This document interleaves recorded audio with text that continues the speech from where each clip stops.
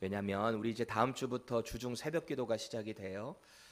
기도가 우리에게 참 중요합니다. 우리 신앙생활에 있어서 기도가 없다면 우리는 그저 지식만 채우는 종교인이 될지도 모르겠습니다. 기도라는 것은 하나님의 마음을 알아가는 것이죠. 그런데 우리는 스스로가 하나님의 뜻을 알 수가 없습니다. 하나님의 말씀이 아니고서는 하나님의 뜻을 알 수도 없고, 하나님의 말씀에 의거하지 않으면 우리는 바른 기도를 올려드릴 수도 없습니다. 특별히 이 시대를 바라보면서 하나님께서 남유다 그 마지막 막아는 그 타이밍에 당신의 종 이 예레미야를 들어서 하나님의 마음을 전달하셨거든요. 그 마음이 지금도 이 말씀을 대하고 있는 저와 여러분들에게도 동일하게 임하는 줄 믿습니다. 우리 삶의 모든 영역에는 이 균형 감각이라는 게 필요해요. 균형, 밸런스라 그러죠. 이게 꼭 필요해요. 이 밸런스가 없어지는 순간 뭔가의 문제는 반드시 발생하게 되었다라는 겁니다. 건강도 그렇고요, 식단도 그렇고요, 비즈니스도 마찬가지입니다. 제가 이번에 한국에 가서 종합검진을 받았어요. 참 신기한 경험을 했습니다. 왜 우리는 미국에서 뭔가 하나 어포인먼트 잡아서 가게 되면은 그것만 받고 끝나잖아요. 만약에 초음파 같은 걸 한다라고 하면은 뭐 당장에 내일 받겠습니다, 그게 되던가요? 다음 주를 하든지 일주일 뒤를 하든지 심지어는 한 달, 두 달 뒤에 받는 경우도 참 많이 보게 됩니다. 그런데 제가 이 종합검진을 다 이렇게 신청을 하고요, 보니까 우리 저기 의사 선생님 준 형제님도 있는데 좀 고칠 수 있으면 고쳐보세요, 여기 미국도. 근데 갔는데요, 한 층 전체에 종합검진이 다 될 수 있게 되어 있는 거예요. 여기 피 검사하고 옆으로 가니까 뭐 하라, 여기 가라.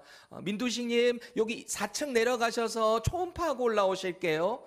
뭐 민두식님 1층에 가가지고 뭐 또 하고 올라오실게요. 한 건물 안에서 이게 다 되는 거예요. 한 13-14가지를 검사를 한 것 같습니다. 그리고 최근에 제가 또 두통이 너무 잦아서 아내가 걱정을 하는 바람에 뇌 CT도 하나 다시 찍었어요. 더 찍었어요. 혹시 이게 혈관 쪽에 뭐가 좀 막혔나 젖었나 그럴까 봐. 그래서 싹 검사를 했어요. 제가 그거를 이 환자복을 입고 여러 사람들이 왔다 갔다 해요. 거기 간호사가 이 바인더에다가 다 각자의 차트를 집어넣어 놓고 이 사람 이거 했으면 저리 가실게요, 민두식님 여기로 가실게요, 막 그러는 거예요. 얼마나 일사불란하게 이게 바바바바바 움직이는지 간호사들이 마치 군대 조교 같은 거예요. 너무 능수능란하게. 그래서 제가 이렇게 피 검사를 받다가 앞에 있는 간호사님한테 제가 이런 얘기를 했어요. 너무 제가 재밌어서 혼자 막 이렇게 실실실 웃으면서 다녔던 거예요. 제가 그랬습니다. 저 너무 재밌어요. 너무 신기해요. 이렇게 왔다 갔다 한 층에서 다 받는 게. 그래요. 그랬더니 이분이 얼굴이 이렇게 시크했었거든요. 뭐 똑똑하게 피 검사를 하더니 갑자기 저를 딱 쳐다봐요. 건강검진하면서 재밌다고 하는 사람 저는 처음 보는데요, 그분이 그러더라고요. 너무너무 신기했어요. 의사소견이 일주일 뒤에 나왔는데 쭈르르르 이렇게 의사가 이렇게 제 검사 결과에 대해서 주셨더라고요. 첫 마디가 얼마나 파워풀한지요. 너무 파워풀한 거예요. 첫 마디, 그 문장이 스테인머니 딱 첫 마디가 이겁니다. 비만입니다. 아니 뭔가 좀 이렇게 수식어구를 붙여서 빌드업을 하다가 얘기를 하던지 첫 마디가 비만입니다. 거짓말 아니에요. 제가 보여드릴 수도 있어요. 비만입니다. 제가 이거 보고 뻥 터졌어요. 누가 모르나? 비만인 거 모르나? 결과가 대부분은 정상인데 이제 콜레스테롤 좀 높고 다들 뭐 조금씩 있는 겁니다. 뭐 역류성 식도염 좀 있고 위염 조금 있고 뭐 지방간 조금 있고. 결론은 운동해라, 살 빼라 이거였습니다. 이 치료도 3개 잘 받고 왔어요. 제가 가만히 생각했어요. 검사 결과를 이렇게 받아보고 내 몸에 균형이 깨져 있구나. 운동 좀 많이 해야 되겠구나. 그래서 아내랑 이제 아무리 바빠도 일주일에 3번 정도는 운동을 시간을 내서 해야 되겠다라고 결단했다는 유명한 이야기입니다. 여러분, 이 균형이라는 게 그렇게 중요하잖아요. 건강도 그렇고 모든 영역에서의 균형은 다 중요한데 가장 중요한 필드가 어디냐면 우리 신앙생활이에요. 우리 신앙생활에서 이 균형이 깨지잖아요. 그 인생이 이상하게 망가져가요. 자기만 몰라요. 옆에 있는 사람들은 저 사람 좀 균형이 깨져간다. 특히 목회자의 눈으로 여러분들을 바라보게 될 때 그게 참 심합니다. 특히 우리 청년들 같은 경우 여름방학 끝나고 돌아오면은 저 심각하다라고 하는 친구들이 많아요. 이상하게. 방학 전까지만 해도 말씀으로 기도로 쫙 인정도 올라왔는데 방학 딱 끝나고 돌아왔는데 눈이 풀려 있다니까요. 이 규칙적인 영적인 생활을 하다가 이게 확 풀려져 버리니까 균형이 깨져 버리는 거죠. 여러분 생각해 보세요. 신앙생활이라고 하면은 벌써 신앙이라는 것하고 생활이라는 것이 균형 있게 같이 가야 된다는 말이에요. 그렇지 않아요? 신앙생활. 우리의 생활의 가장 중심이 신앙이 되어야 된다는 것이 저와 여러분들의 신앙생활이다라는 겁니다. 여러분 신앙이 뭐예요? 신앙. 우리 신앙생활 한다라고 하는데 신앙이 뭐예요? 제가 이 구글 사전을 찾아보고 이 신앙의 뜻을 보고 아주 은혜가 됐어요. 들어보세요. 구글이 뭐라고 얘기하고 있냐? 신앙이 뭐냐? 초자연적인 절대자, 창조자 및 종교 대상에 대한 신자 자신의 태도로서, 여기까지가 이제 주어예요. 태도로서 두려워하고 경건히 여기며 자비, 사랑, 의뢰심을 갖는 일, 그걸 신앙이라고 합니다. 참 뭐가 어렵죠. 그게 신앙이래요. 이걸 우리식으로 해석을 해보면 이겁니다. 초자연적인 창조주 하나님을 대하는 저와 여러분들, 성도의 태도 가운데 우리의 태도에 뭐가 있어야 되냐면 하나님의 자비와 사랑, 그리고 그분을 의뢰하는, rely on 하는 거예요. 그분을 의뢰하는 행위, 그게 신앙생활이라는 거예요. 우리의 모든 삶의 영역을 하나님께 의뢰하라는 거예요. 내가 할 수 있는 게 없다는 거예요. 그게 신앙생활이라고요. 여러분들의 신앙생활에 밸런스 어떻게 되어 있으실까요? 이 정도는 내가 다 할 수 있어. 하나님 좀 가만히 계세요. 이거는 제 영역이에요. 혹시 그런 부분은 없나요? 그러니까 우리가 이 신앙생활 잘하기 위해서는 뭐가 중요한가? 우리의 믿음의 대상이 누구신가? 그분을 잘 알아야 돼요. 우리가 무엇을 위해 살아가는가? 그걸 잘 아셔야 된다고요. 이 신앙의 대상 되시는 우리 하나님 아버지를 잘 알고 그분의 뜻을 따라서 잘 살아가는 것, 그것이 신앙생활이다.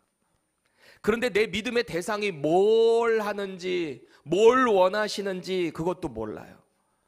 그렇게 균형을 이루지 못하니까 신앙의 균형이 다 깨져버리는 거죠. 뭔가 열심히 하는데 그게 잘 안 될 겁니다. 왜? 균형이 깨져버렸으니까. 하나님을 아는 이 지식에 대한 균형 감각이 그래서 중요한 거예요. 그래서 말씀을 잘 아셔야 되는 거예요. 내 멋대로 신앙생활하는 게 아니라 말씀에 의거해서 우리는 그런 신앙생활을 해나가야 한다라는 겁니다. 오늘 이 말씀 가운데 저와 여러분들의 이 신앙의 균형을 잘 점검하셨으면 좋겠어요. 말씀 가운데 찔림이 있다면 돌이키셔야 돼요. 하나님이 주시는 거예요. 거룩한 하나님의 영이신 성령이 우리를 깨우쳐 주신다면 돌이키시면 돼요.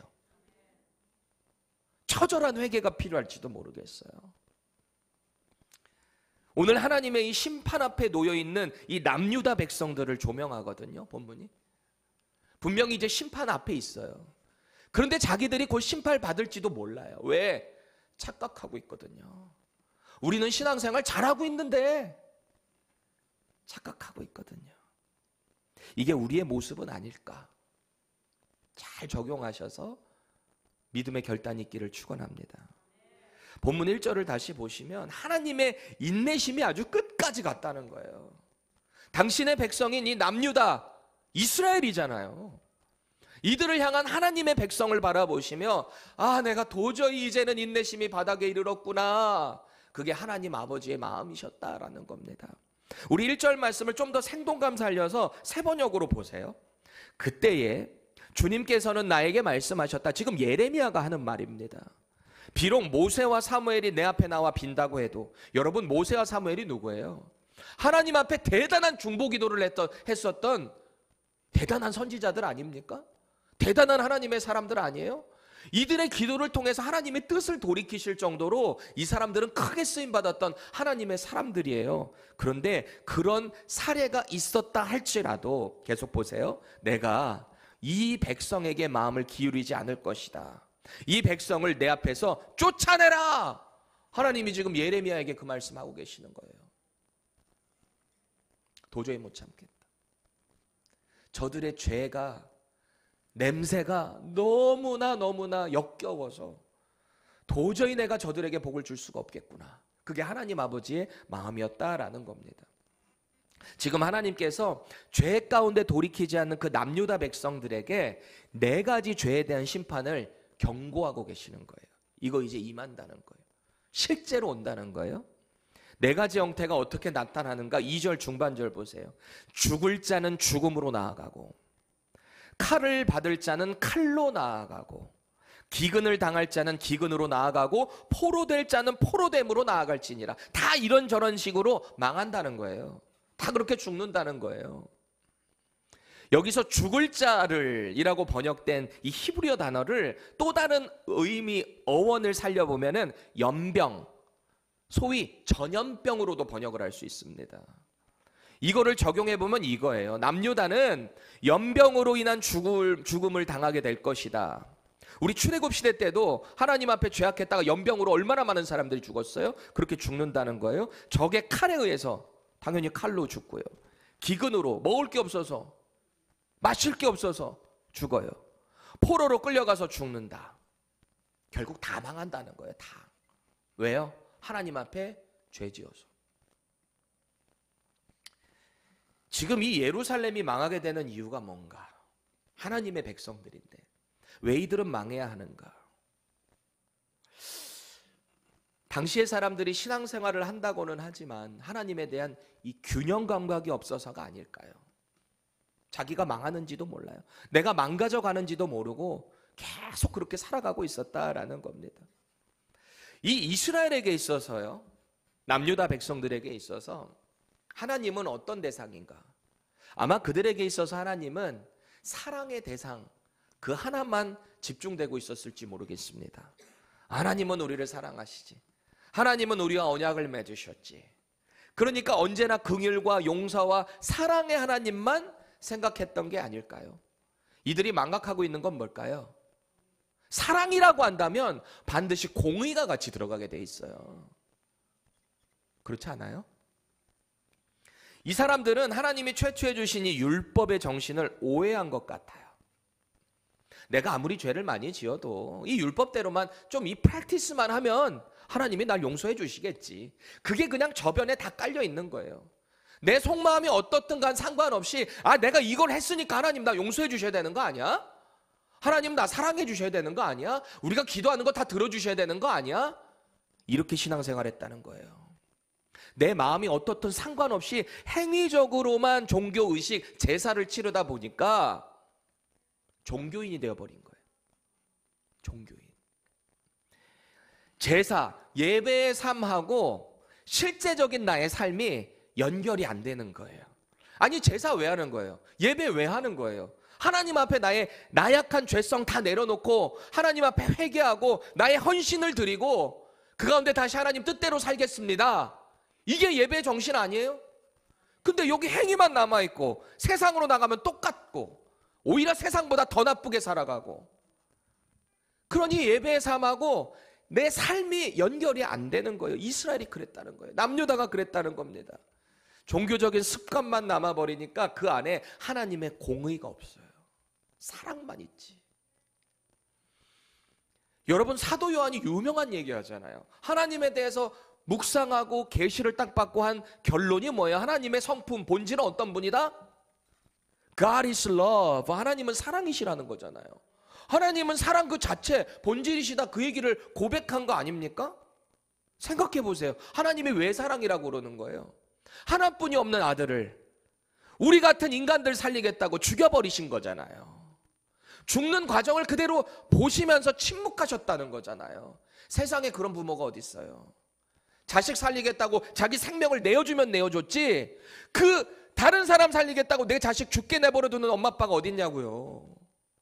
그래서 이 사랑은 더 숭고한 사랑인 거예요. 인간이 감히 흉내낼 수 없는 사랑인 거예요. 그걸 깨달은 사도 요한이 하나님을 그러는 거예요. 하나님은 사랑이시라. 하나님이 세상을 이처럼 사랑하시니까 독생자 아들을 주셨다. 이게 하나님이라는 거예요. 이 아들이 왜 죽어야 되는 거예요? 공의 때문에. 죄는 죽음이니까. 그것 때문에 살리신 거예요. 우리를 그렇게 아들을 죽이시면서 말이죠. 그런데 우리가 그 하나님의 사랑을 더 깊이 묵상하고, 아, 내가 그래서 죄를 지으면 안 되는 거구나, 이렇게 나아가야 되는데 자꾸 하나님의 그 사랑만 생각하다 보니까 내 삶이랑 연결이 안 되더라. 공의가 없는 사랑은 반드시 그 상대를 망하게 합니다. 자식을 너무 사랑해서 해달라는 거 다 해주고, 나쁜 길로 가고 있는데도 징계도 안 하고, 그게 사랑입니까? 그건 사랑이 아니에요. 그거는 방종하게 만드는 겁니다. 망하게 하는 거예요. 그래서 하나님은 당신의 백성들을 자꾸 어떤 방법을 써서라도 디스플린해 주시는 거예요. 훈련시키시고 깨닫게 하고 옳은 길로 돌아올 수 있도록 징계를 그래서 하신단 말이에요. 그러니까 내 삶에서 자꾸 뭐가 징계가 많은 것 같아. 아니, 나는 열심히 하나님 섬기는 것 같은데 자꾸 내 인생은 되는 게 하나도 없냐. 잘 생각해 보세요. 하나님이 저와 여러분들을 더 사랑해서 그러시는 걸 수 있어요. 물론 내 실수 때문에 더 그럴 수도 있고요. 내 실수 때문에 잘못될 수 있죠. 근데 진지하게 우리가 신앙생활을 묵상해 보다 보면 하나님은 우리를 정말 사랑하신다는 거예요. 우리가 바른 길로 가기를 원하신다라는 것입니다. 그래서 공의의 하나님은 의도적으로 그리고 지속적으로 죄를 짓는 이스라엘 백성을 심판할 수밖에 없었어요. 저와 여러분도 마찬가지예요. 우리 하나님 어떤 분이세요? 죄 가운데 허우적거리는 이스라엘을 바라보시면서도 그들을 가리켜 뭐라 그러냐? 신명기에 보니까 여수룬이라고 합니다. 이 여수르나, 히브리어로 여수룬이라는 말은요, upright, 고든이라는 뜻이에요. 그리고 righteousness라는 뜻이에요. 의롭다. 야, 너희들 여수르나, 내 백성 이스라엘아, 너희들 참 의롭구나. 하나님이 이스라엘을 보시면서 그렇게 말씀하셨다는 거예요. 여러분 생각해 보세요. 출애굽한 이스라엘 백성들이 정말 그렇게 올곧고 의로운 존재들이었습니까? 얼마나 많은 사람들이 죽었어요. 하나님 앞에 죄 지어가지고 불평불만하고 죄종 대적하고 그 안에서 음란한 삶을 살아가고 얼마나 많이 죽었냐고요. 근데 어떻게 그들을 가리켜, 특별히 출애굽 2세대들을 가리켜 여수르나, 약함을 덮어주시는 하나님이세요. 우리의 조건을 보고 우리를 의롭다라고 하신 게 아니라고요. 하나님의 의가 강제적으로 우리 안에 확 옷이 입혀진 분이 바로 예수의 그 보혈이잖아요. 그 옷이 딱 쓰여지고 나니까 우리를 의롭다라고 하실 뿐이지, 우리는 여전히 죄인이잖아요. 용서받은 죄인이잖아요. 착각하면 안 돼요. 하나님이 얼마나 이스라엘을 바라보시면서 제발 좀 돌아와라. 내 백성 이스라엘아, 너네 그렇게 나가면 안 돼. 밸런스를 갖춰야 돼. 말씀대로 살아가야지. 나랑 와서 좀 변론 좀 해볼래? 나랑 얘기 좀 해보자. 도대체 뭐가 문제인지 나랑 얘기 좀 해보자. 너희들이 죄가 주홍같을지라도 내가 눈처럼 이게 해줄 거야. 진홍같이 붉어도 내가 너희들 양털처럼 다 눈처럼 희게 해줘 버릴 거야. 이게 하나님이라고요. 하나님 아버지시라고요. 용서해 주겠다는 거예요. 제발 좀 돌이키라는 거예요. 그게 우리 하나님이세요. 그런 하나님께서 오늘 본문에는 왜 이런 말씀을 하시는 건가? 아니, 그렇게 끝까지 참으시는 하나님께서 왜 내 인내심이 바닥에 다다랐다, 아무리 너희들이 모세, 사무엘이 아무리 나에게 향해서 외쳤지만 그때는 용서해 줬지만 예레미야야, 내가 더 이상 너희 기도를 들어줄 수가 없구나. 하나님이 왜 이 말씀 하시냐는 거예요. 신앙의 균형이 깨졌거든요. 자기들 멋대로 신앙생활 하면서 나 잘하고 있다 착각하고 있거든요. 그러니 하나님의 심판을 통해 그들을 강제적으로 깨닫게 하시겠다, 지금 이런 무서운 말씀을 하고 계신다라는 겁니다. 3절 보세요. 하나님께서 그들을 어떤 방법으로 심판하실 것인가 좀 더 구체적으로 나오는데요. 죽이는 칼, 찢는 개, 삼켜 멸하는 공중의 새, 그리고 땅의 짐승에게 망한다. 이게 도대체가 피할 방법이 없는 거예요. 칼에 죽고 조금 이렇게 다치더라고 해도 개가 달려들고 새들이 달려들고 땅의 짐승들이 맹수들이 달려드니 여기서부터 살아남을 수 있는 사람이 어디가 있어요? 다 망한다는 거예요. 그렇게 살다가 다 망한다는 겁니다. 왜 이렇게 되는가? 4절 보세요. 히스기야의 아들 므낫세가 예루살렘에 행한 것. 히스기야는 우리 너무 잘 알죠. 남유다의 선한 왕 중에 한 명이잖아요. 하나님께 간절히 기도해서 생명을 15년이나 연장받은 사람 히스기야잖아요. 얼마나 대단한 사람이에요? 그 아들이래요. 므낫세라는 사람인데 남유다 20명의 왕 중에서 가장 악한 왕 중에 하나입니다. 이 사람이 어떤 일을 행했는지 아세요? 12살의 왕이 돼요. 이 사람이. 그 아버지 히스기야가 했던 그 많은 일들, 선한 일들, 하나님 앞에 어떻게 했는지를 봤을 텐데, 들었을 텐데, 그가 어떤 삶을 살았는가? 바알 신을 숭배합니다. 하나님이 아닌. 그리고 자기 아들을 우상에게 내어줘서 죽게 해버립니다. 인신제사했다는 거예요. 아주 추악한 죄예요. 하나님이 자녀를 불에 지나게 해서 죽인다? 너무너무 경멸하시거든요. 그 율법에도 그게 들어가 있어요. 그렇게 하지 말으라고. 그렇죠? 근데 이 사람이 그걸 했다. 사실 왕이 이렇게 범죄했다라는 것은요, 당시의 모든 남유다 백성 할 것 없이, 리더십 할 것 없이, 종교 지도자들 할 것 없이 다 타락했다는 얘기예요. 그래서 하나님은 지도자 백성 할 것 없이 타락한 이들을 흔적도 없이 다 쓸어버리겠다. 지금 그 말씀하시는 거예요. 이런 비참하면서도 처절한 심판을 예언하는 예레미야의 마음을 한번 생각해 봤어요. 여러분, 예레미야의 마음이 어땠을까요? 이런 무서운 심판을 지금 하고 있단 말이에요. 누구에게? 다른 민족에게 하는 게 아니라 자기 백성, 자기 민족인 남유다 백성들에게 이 무서운 심판의 경고를 하고 있어요. 여호와의 말씀이니라 라면서 말이죠. 모르긴 몰라도 예레미야의 마음이 찢어졌을 겁니다.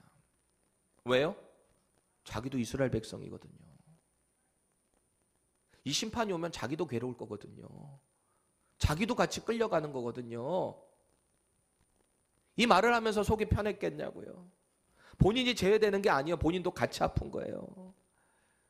함께 하나님의 그 공의의 심판 가운데 처참하게 당할 수밖에 없는 거죠. 그러니 이 하나님의 마음을 담은 예레미야가 어떻게 선포를 했겠습니까? 제발 좀 돌아오세요. 그렇게 살면 안 돼요. 하나님이 우리를 이렇게 망하게 하신대요. 무섭게 우리를 다 찢어 죽이신대요. 우리를 포로로 끌려가게 하신대요. 예레미야가 완전 매국노 취급받거든요. 왜요? 바벨론에 의해서 남유다가 완전히 멸망합니다. BC 586년도에 예루살렘 초토화되고 다 포로로 끌려가요. 3차에 걸쳐서 이미 3번에 걸쳐서 마지막 3번째가 BC 586년. 그때 망해서 다 끌려가요. 그때 같이 끌려가다가 다시 돌아와서 남게 되는 거거든요. 예레미야가. 그래서 이 예레미야의 별명이 눈물의 선지자라는 별명이 있어요. 아니, 안 울겠어요? 곧 나라 망한다는데 정신 못 차리고 자기 신앙생활 잘하는 것 같이 착각하고 있는 자기 민족을 보면서 그 마음이 어땠을까 말이죠. 그래서 오늘 예레미야가 그 처참한 예루살렘의 최후를 예언하면서요, 이스라엘을 애도하고 있어요. 이제 앞으로 닥칠 일이에요. 근데 너무나 눈앞에 보이듯이 선명한 거예요. 예레미야 선지자에게. 뭐라고 애도하는지 보세요. 5절입니다. 예루살렘아, 너를 불쌍히 여길 자 누구며 너를 위해 울 자 누구며 돌이켜 내 평안을 물을 자 누구냐. 이렇게 애도를 해요. 사실 하나님의 분노가 들어가 있는 거예요. 심판받을 그 이스라엘을 향해서 그 누구도 불쌍히 여기지 않을 겁니다. 그 누구도, 다른 민족 그 누구도. 우리가 여기서 주목해야 될 부분이 있는데, 이 표현이 심판받는 그들에게 평안을 물을 자가 없다라는 표현입니다. 평안을 물을 자가 없다. 여러분, 우리 너무 잘 알고 있잖아요. 이스라엘 사람들 만나면 인사가 뭐예요? 샬롬 그러거든요. 샬롬. 만나도 샬롬, 헤어질 때도 샬롬 해요. 샬롬이 뭐예요? 평안이라는 뜻이잖아요. 평안하세요. 평안하셨어요. 이거거든요.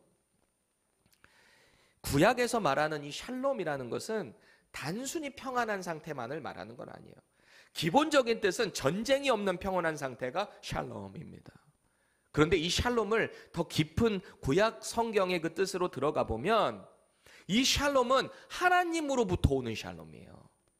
그러니까 당신에게 하나님의 샬롬이 있습니까? 있기를 원합니다. 라는 게 샬롬이라는 것입니다. 그래서 예수님이 십자가에서 죽으시고 정말 약속대로 3일 만에 부활하셨어요. 제자들이 자기를 찾는 유대인들, 로마인들 무서워가지고 문 걸어 잠그고 이렇게 숨어 있었잖아요. 근데 부활하신 예수님이 그 한가운데로 쑥 들어오셨어요. 그리고서 깜짝 놀랐어요. 제자들이 귀신이다! 왜 문 다 잠겨 있는데 어떻게 들어온 거냐는 거예요. 예수님이. 육신도 있으시지만 부활한 영으로 이 시 공간의 제약을 받으시지 않게 된다라는 겁니다. 쑥 통과하신 거예요. 들어오셨어요. 그리고 제자들이 귀신이야! 놀라니까 뭐라 그래요?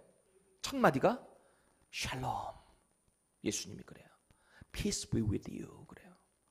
평안이 너에게 있을지어다. 두려워하지 말아라. 내가 너와 함께한다. 예수님이 하나님이시거든요. 하나님의 평안이 너희와 함께하기를 원한다. 이게 예수님의 샬롬이다라는 겁니다. 근데 이제 망할 예루살렘의 그 샬롬이 사라진다는 거예요. 하나님의 백성에게 임하는 하나님의 샬롬이 사라진다. 왜요? 죄 가운데 허우적거리니까. 도대체가 영적 균형 감각이 없다 보니까 망한다는 겁니다. 하나님이 그들과 더 이상 함께하지 않는다. 그러니 샬롬이 없죠. 하나님의 샬롬이. 이게 얼마나 무서운 일인지 아세요? 기도할 수도 없어요. 하나님의 임재를 경험할 수도 없어요. 앞선 1절에 보니까 하나님이 그러셨잖아요. 예레미야 통해서 모세와 사무엘의 중보기도를 들으시고 전에 화를 면하게 하셨던 적이 있는데 이제 그거 안 된다는 거예요. 남유다의 이 배신, 배역이 하나님의 샬롬을 떠나게 했기 때문에 더 이상 하나님이 그들의 기도를 듣지 않겠다라는 겁니다. 죄를 미워하시는 하나님의 인내가 바닥을 친다는 거예요. 지금 하나님이요, 그럼 여러분 생각해 보세요. 하나님이 우리처럼 아우 도저히 못 참겠네 이래가지고 막 뚜껑 열리는 하나님이실까요? 아니에요. 하나님은 이런 극단적인 표현을 하시면서까지 돌아오라는 거예요. 돌아와라. 제발 좀 돌아와라. 심판이 바로 눈앞에 다가왔다. 제발 좀 돌아와라. 개역개정에 보면은 6절 하반절에 이래요. 내가 뜻을 돌이키기에 지쳤음이로다. 이렇게 되어 있거든요. 근데 이 부분은 차라리 예전 개역이 더 나은 것 같아요. 보세요. 예전 개역에 보니까 이는 내가 뜻을 돌이키기에 염증이 났음이로다. 얼마나 그게 진익이고 머물러졌으면은 이런 인간적인 표현을 하나님께서 하셨을까? 하나님도 괴로우신 거거든요. 그래서 이들은 적들에 의해서 이제 철저히 짓밟힐 겁니다. 이게 하나님의 심판이에요. 왜요? 하나님의 샬롬이 떠났기 때문에. 8절 우리 세 번역으로 볼까요? 내가 이 백성 가운데서 과부를 바닷가의 모래보다도 더 많게 하겠다. 과부가 많아진다는 얘기는 남자들이 전쟁에 의해서 다 죽는다는 얘기예요. 처참하죠? 내가 대낮에 침략군을 끌어들여 갑자기 그들을 치게 하고 준비할 수가 없어요. 젊은이들과 그들의 어머니들을 치게 하고 모두들 놀라고 두려워하며 떨게 하겠다. 우리는 지금 이 글로 읽고 있지만 이 실제를 경험하게 된다면 여러분 어떨 것 같으세요? 경고를 들었는데 그게 예상치 못하는 어느 날에 딱 실제로 와닿았다. 와 하면서 적군들이 쳐들어오는데 자기 남편들이 다 나가서 죽는 거예요. 과부가 바다의 모래처럼 많아진대요. 9절 보세요. 이 세 번역으로 보면은 아들을 7이다 둔 어머니가 쇠약하여. 우리는 자식을 9이나라고 했는데 이 원어적으로 좀 더 들어가 보면 아들이라는 표현이 들어가 있습니다. 아들을 7이나 둔 어머니가 쇠약해져서 기절한대요. 왜일까요? 아들들 다 죽거든요. 다 죽어요. 자식이고 아들이고 뭐가 할 거 다 죽어요. 전쟁 나간 아들들 다 잃게 되면 그 엄마의 마음 어떨 것 같으세요? 저는 요즘 임산부가 아이를 딱 가졌을 때 아들입니다 라고 하면 마치 꽝으로 여기는 이 시대가 너무 안타까운 거예요. 구약시대 때 보면은 뭐 신약시대도 마찬가지입니다. 아들이 복의 상징이었습니다. 저는 아들을 셋이나 데리고 있으니 얼마나 큰 복을 받은 자입니까? 할렐루야, 아멘. 딸들도 복이에요. 근데 저는 딸을 안 키워봐서 그런지 아들이 더 행복한 것 같습니다. 근데 생각해 보세요. 그 복덩이들 아들 7을 가진 엄마가 이 아들들을 한꺼번에 전쟁으로 다 잃어버린다. 심판 가운데 망한다. 어떨 것 같으세요? 이 모든 일의 시작이 어디서부터인가? 하나님을 아는 지식에 균형 감각이 없어서, 영적 신앙생활에 균형이 없어서, 스스로 잘한다 착각했기 때문에, 앞으로는 하나님 잘 섬기는 것 같지만 뒤에서는 이상한 짓 다 하고 다른 신도 섬기고. 제가 예전에 그 얘기 했잖아요. 달라스에서 전도하고 있는데 어떤 할머님을 만나서 어머니 예수님 믿으세요? 안 믿지. 예수도 믿고 석가모니도 믿고 마호멧도 믿어. 어떤 건 하나 걸리겠지. 잘못된 신앙이잖아요. 세상에서 잘 될 때, 내가 쾌락을 맛볼 때, 그때 우리는 꼭 이런 생각이 들어요. 아, 하나님 없어도 되네. 아, 무슨 하나님이야. 나중에나 좀 해보지 뭐. 진짜 나중에 할 수 있을까요? 그거 정말 개런티 할 수 있는 걸까요? 잘 안 되더라고요. 지금 예수님을 믿는다는 것, 지금 이 목요 성령 집회 은혜 받기 위해 나온 여러분들 복된 거예요. 아니, 나중에 좀 하지. 그게 안 되더라니까요. 그런 마음이 제대로 주시는 분이 하나님이실 텐데. 그래, 너 오늘 목요 성령 집회 가자. 그래, 너 주중 새벽 기도 좀 가자. 그래, 너 예배 좀 가자. 너 제자 훈련 좀 받아봐라. 그걸 통해서 여러분들이 자꾸 영적으로 깨어질 때 우리는 균형 감각이 제대로 세워지는 거거든요. 영적인 신앙의 균형 감각이. 근데 이 균형이 깨져버리니까 아유 나중에 하지 뭐. 아유 그냥 뭐 일요일에 교회만 한번 가면 되지 뭐. 그 정도만 해도 하나님, 내가 이 바쁜 사람이 이렇게 나와줬는데 하나님하고 딜해요. 참, 그래도 안 나오는 것보단 나아요. 언젠가는 하나님이 또 하시겠죠. 그래서 오늘 예레미야가 이런 지적을 해요. 6절 보세요. 네가 나를 버렸고 내게서 물러갔으므로 이렇게 된다는 거예요. 버렸다는 거예요. 이스라엘이 하나님을 버렸다는 거예요. 저와 여러분이 하나님을 버린다는 거예요. 아닌 것 같지만 우리는 그렇게 버리는 행동들을 한다는 거예요. 여기서 물러갔다라는 표현을, 이게 또 NIV로 보면 조금 더 우리에게 생동감 있게 다가와요. 보세요. You keep on backsliding 그래요. backsliding. backsliding이 뭐예요? 이렇게 뒤로 이렇게 쫙 backsliding 하는 거잖아요. 여러분, 하나님께 배역한다는 말은, 하나님 배신한다는 말은, 떠나간다는 말은 그분으로부터 뒤로 물러간다는 말이에요. 뒤로. 지금도 여전히 하나님으로부터 뒤로 나자빠지는 거예요. 확 자빠지는 거예요. 그러니 돌아올 기미가 안 보이죠. 그래서 7절 하반절 보세요. 이는 그들이 자기들의 길에서 돌이키지 아니하였습니다. 자기들의 길에서 돌이킨다는 표현을 우리가 한 단어로 뭐라 그래요? 회개잖아요. 회개. 자기들의 길이 뭐예요? 하나님의 길이 아닌 자기들의 길이라는 거예요. 거기서부터 돌이킨다는 게 바로 회개잖아요. 회개라는 말 자체는 가던 길을 이게 아니구나 깨닫고 돌이키는 게 회개잖아요. 그렇죠? 그래서 우리 그 찬양도 주님 뜻대로 살기로 했네. 뒤돌아서지 않겠네. 잘못되던 길에서 돌이켰으면 다시 그 길 돌아보지 않겠다는 거예요. No turning back, no turning back. 그게 우리 신앙생활이 되어야 한다는 겁니다. 오늘 하나님께서 저와 여러분들 향해 이렇게 물으세요. 우리 신앙생활에서 하나님으로부터 자꾸 나를 백슬라이딩 하게 하는 건 뭔가? 내가 하나님 앞으로 자꾸 나아가야 되는데 왜 나는 자꾸 백슬라이딩을 하고 있나? 도대체 나의 인생에 무엇이 자꾸 나를 이렇게 백슬라이딩 하게 만드는가? 그거 점검해 보셔야 돼요. 열심히 신앙생활 하는 것 같은데 내 안에 왜 뜨거움은 없지? 왜 자꾸 하나님께 더 나아가고 싶은데 나는 자꾸 이렇게 뒤로만 자빠져 있는 거지? 왜 일어나지를 못하지? 점검해 보세요. 말씀의 균형 생활이 안 돼 있어서 그런 건 아닐까요? 내가 잘못된 길인지도 모르고 계속해서 걸어가고 있지는 않은가요? 자꾸 사랑의 하나님, 공의의 하나님을 아는 지식, 이 균형을 갖추셔야 돼요. 무작정으로 사랑해 주시기만 하는 하나님은 아니에요. 여러분이 정말 예수의 이름으로 하나님의 자녀가 됐다면 우리가 잘못된 길 가면 하나님 가만 안 두세요. 징계가 없으면 히브리 기자가 뭐라 그래요? 그는 사생자라고 합니다. 버려진 자식이라고 합니다.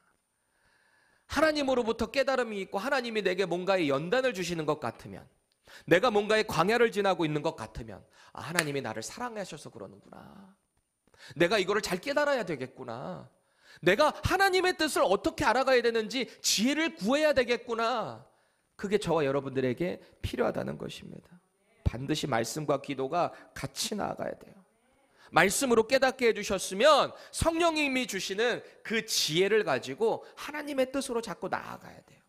하나님께 도우심을 구하셔야 돼요. 이따 우리 같이 기도할 거잖아요.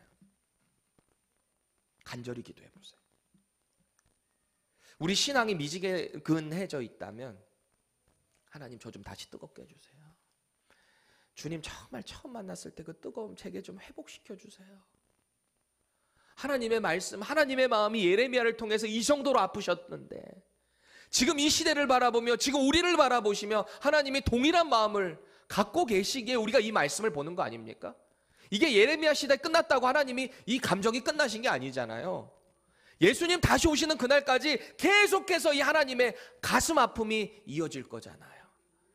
그렇다면 우리를 돌아보셔야 돼요. 나는 뭐로부터 자꾸 백슬라이딩 하고 있나? 자꾸 하나님께 나아가야 되는데 왜 자꾸 나는 세상 가운데 나아가고 있는가?